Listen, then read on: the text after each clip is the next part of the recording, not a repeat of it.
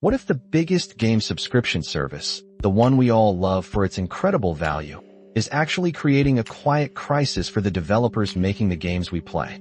You know, when someone with 2 decades of experience in the gaming world speaks up, we listen.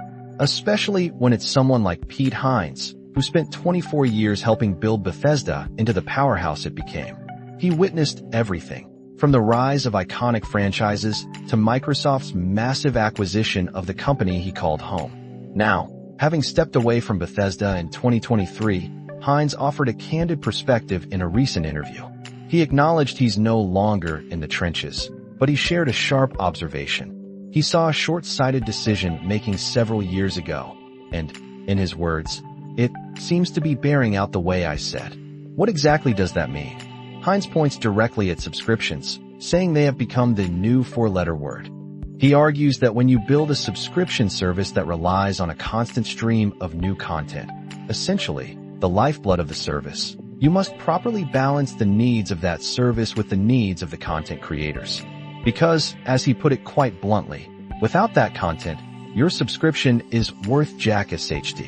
We are talking about properly acknowledging, compensating, and recognizing the monumental effort it takes to create these games, not just as products, but as works of art. This tension, Hines explains, is hurting many people, especially the content creators themselves. They are fitting into an ecosystem that, in his view, isn't properly valuing and rewarding what they produce.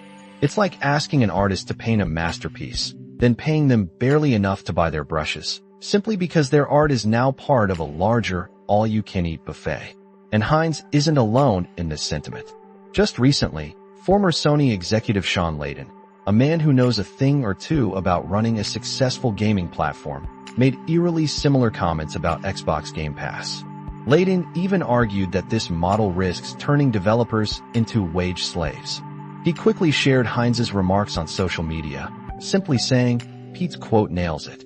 Now, despite all this industry discussion and debate, Microsoft has always maintained that its Game Pass subscription is, in fact, profitable. But if we dig a little deeper, we see the service has endured various price increases and adjustments over the past few years, and the company doesn't exactly offer transparent profit figures. It leaves us wondering, doesn't it?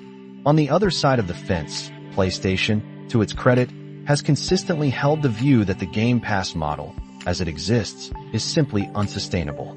Early in this console generation, many pressured them to copy the model outright. But PlayStation resisted. They introduced multiple tiers of PS Plus, offering a rolling catalog of games, and even some day-one releases, yes. But they have steadfastly refused to devalue their own blockbuster software within the service right at launch. They recognize that individual game sales still fuel the engine of creativity. Overall, industry-wide subscription spending in the US has recently seen a modest uptick, but it remains stagnant for several years, even with those price increases we mentioned. This suggests that while Game Pass offers incredible value to players, perhaps it's not the undisputed future of gaming that many hypothesized at the start of this generation. So, we're left with a compelling question.